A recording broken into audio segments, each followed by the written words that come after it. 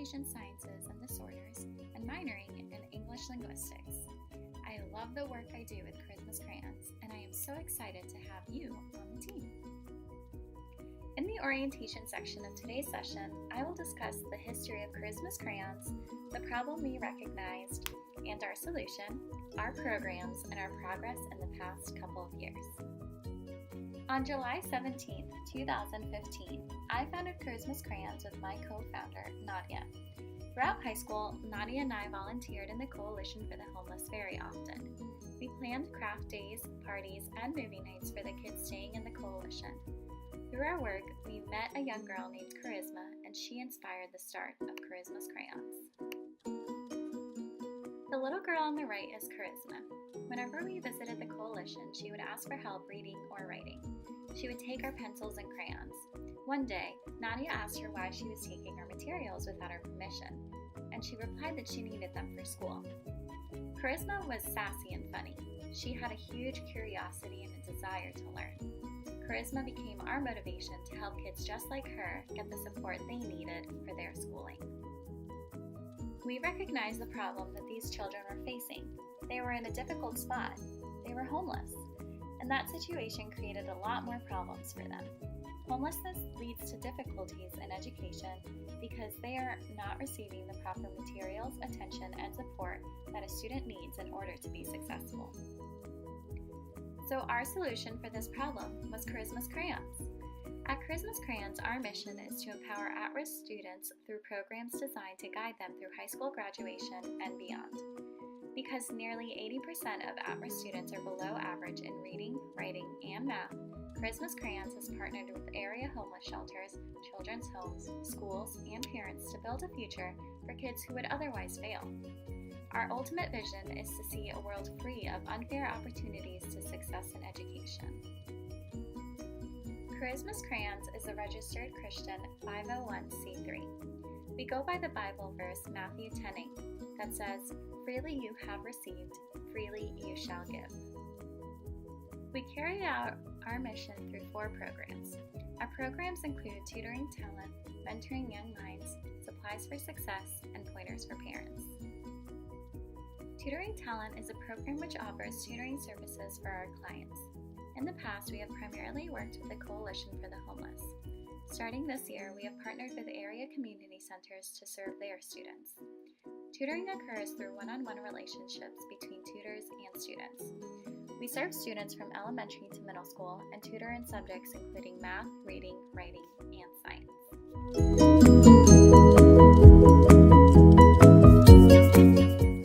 Mentoring Young Minds is a program that builds lasting relationships between volunteer mentors and our clients.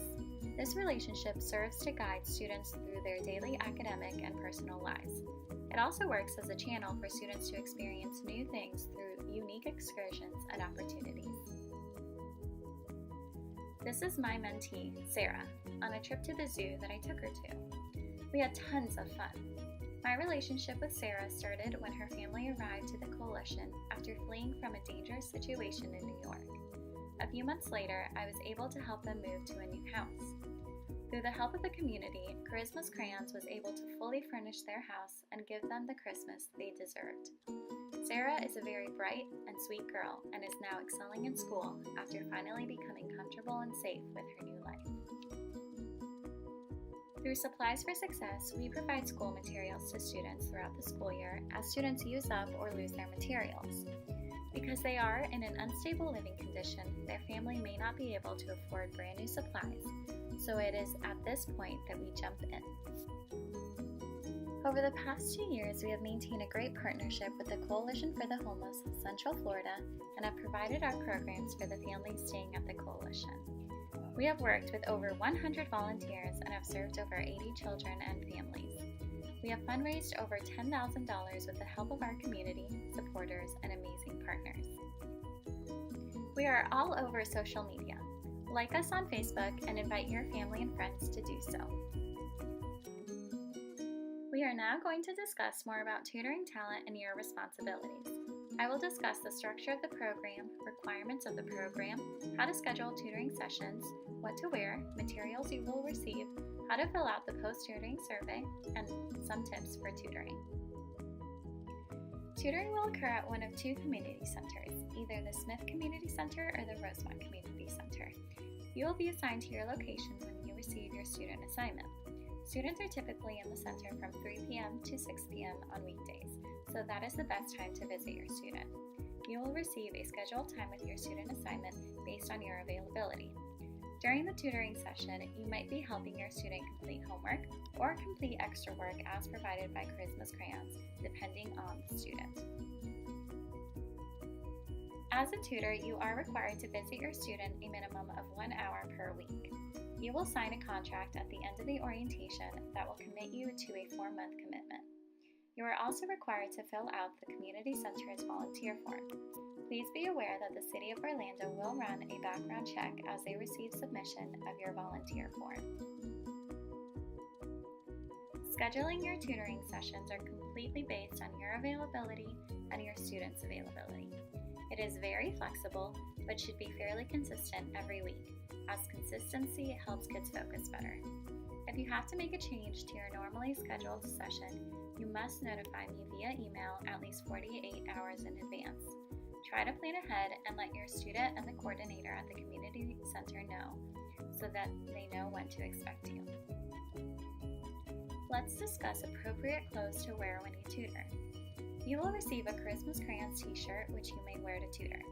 It is not required that you wear it every time. Dress appropriately. Avoid low-cut blouses, tank tops, short shorts, ripped jeans, and short skirts and dresses. Each tutor will receive a tote bag with necessary materials such as paper, pencils, crayons, and reading books. You should bring this to each tutoring session. If your student is working on additional worksheets that Christmas Crayons provides, you will receive this in advance as needed. You'll most likely pick this tote bag with your t-shirt from the front desk of the community center at your first tutoring session. I will email out more information on that once I organize it with the community centers. After every tutoring session, you will fill out a short survey to summarize how the session went. This survey should be turned in 48 hours after your tutoring session and can be emailed to me once it is complete. This is what the survey will look like. You will put your name and your student's name on the top. The next section asks you to comment on how the tutoring session went. Discuss any big problem areas that your student has and/or big areas of strength that you notice. The next session asks you to comment on any behavior issues that the student experienced. Did the student have any trouble paying attention? Did the student have a breakdown? Did the student cooperate well? Next, list any additional questions or comments you might have. Lastly, let me know if you need any extra materials that we can provide. Communication is key.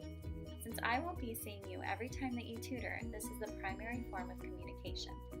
This is how I know what kind of materials and support you need in order to make the sessions as effective as possible. This form will be emailed to you.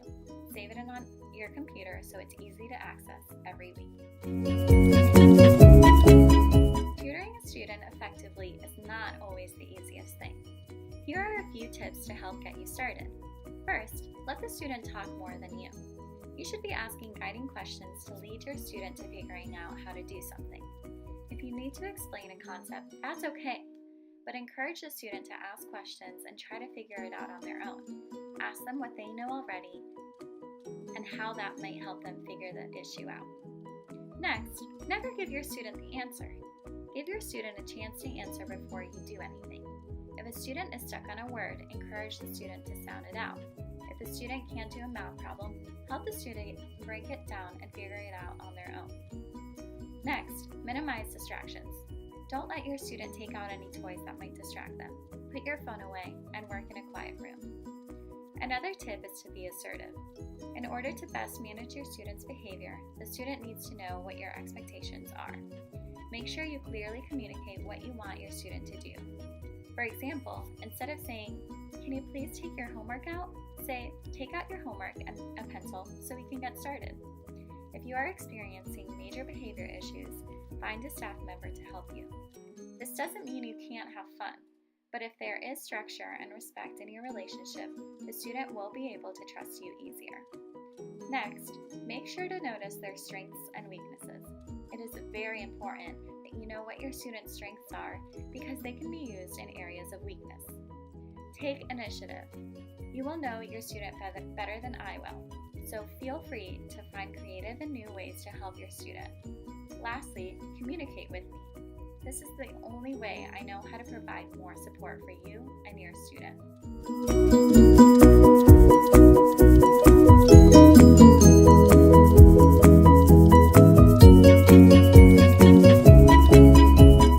Attached to the email you received, there were a few forms that need to be filled out. Please print both forms, fill them out, and scan and email them to me. Next, you will be receiving your student assignment soon. We are waiting on communication from the community centers. I will be sending that to you via email with more information on how and when to begin tutoring. If you have any questions at all, please reach out to me via email. Please continue with the training by completing the quiz accessible through the link in the email. Lastly, read through the handout attached in the email. This handout gives suggestions for your first session with your student. I'm so excited to have you on our team. Welcome, and thank you for doing this training.